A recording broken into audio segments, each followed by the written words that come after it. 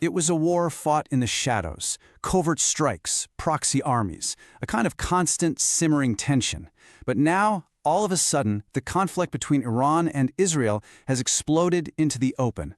So what is really happening? And why has this suddenly become a global concern?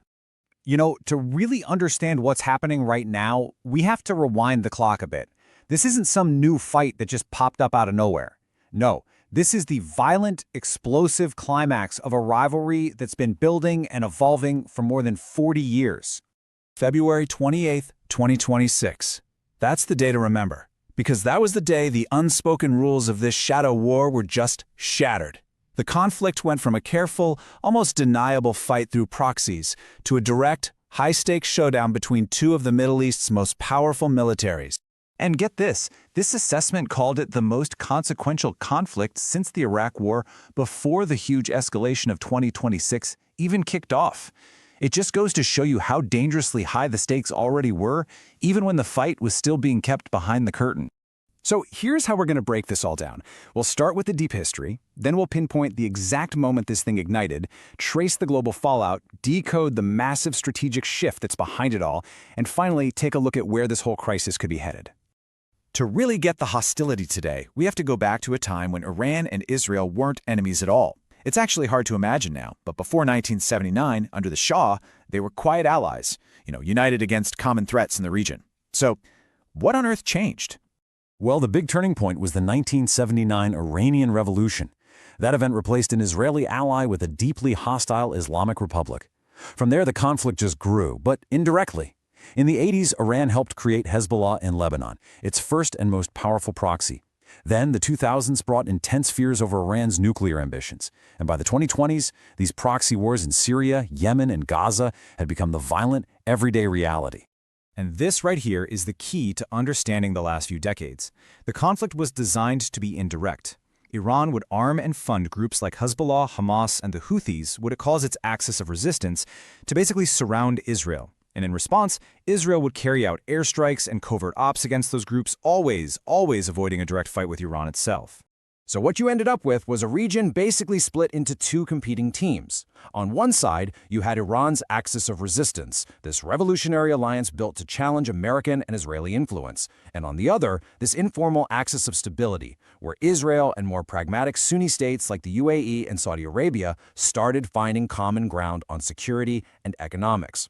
The clash between these two visions really set the stage for everything that was to come. So, for decades, this simmering proxy war was the norm. It was unstable, for sure, but it was a predictable kind of instability. But on February 28, 2026, something happened that lit the fuse and shoved this entire conflict out of the shadows and right into the open. On that day, the whole strategy of containment just officially ended. Coordinated U.S. and Israeli strikes hit targets deep inside Iran, a move that was just unprecedented in its scale and audacity. The targets weren't just supply lines in Syria anymore, they were the core military and nuclear assets of the Iranian state itself. And this was the jaw-dropping outcome. The strikes weren't just about destroying military hardware, they were a decapitation attempt. The reported death of Supreme Leader Khamenei sent a massive shockwave through Iran, creating a huge and incredibly dangerous power vacuum at the absolute worst possible moment. You can see the chain reaction here, right? The path to all-out war was swift and direct. The strike on Iran's leadership triggers this furious, massive retaliation, and just like that, the shadow war was over and a hot regional war had begun. Iran's response was immediate, and it was huge. And crucially, it wasn't just aimed at Israel.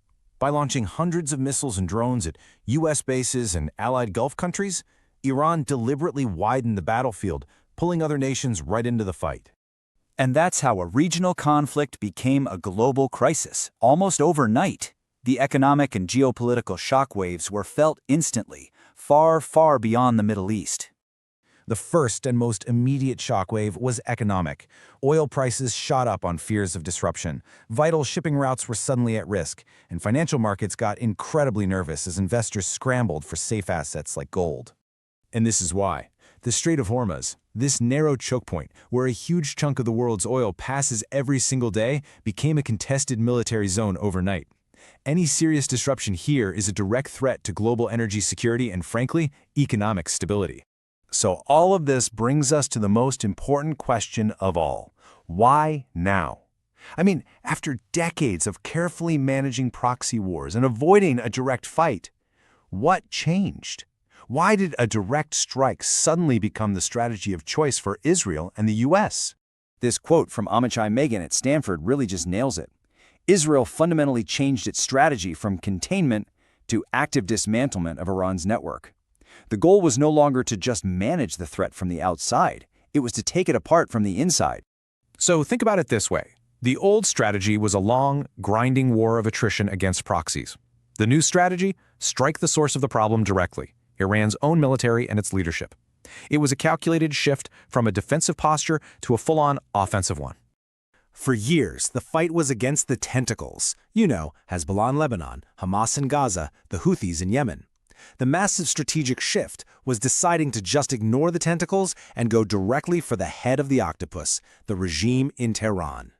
So with this new, way more aggressive strategy now in play, both the region and the world are really on a knife's edge, and it forces all of us to ask, what happens next?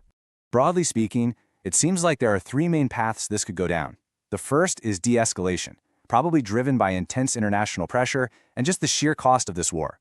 The second is a prolonged regional war, where the fighting just settles into this devastating new normal. And the third, and most dangerous path, is a wider global conflict, where other major powers get drawn in, turning this into a direct global confrontation. At the end of the day, the stakes just could not be higher. The outcome of this war is going to redefine the Middle East for generations. It's a moment of profound and honestly deeply unpredictable change. Here at Neural Tarot, we don't just follow the news, we try to decode the patterns behind it.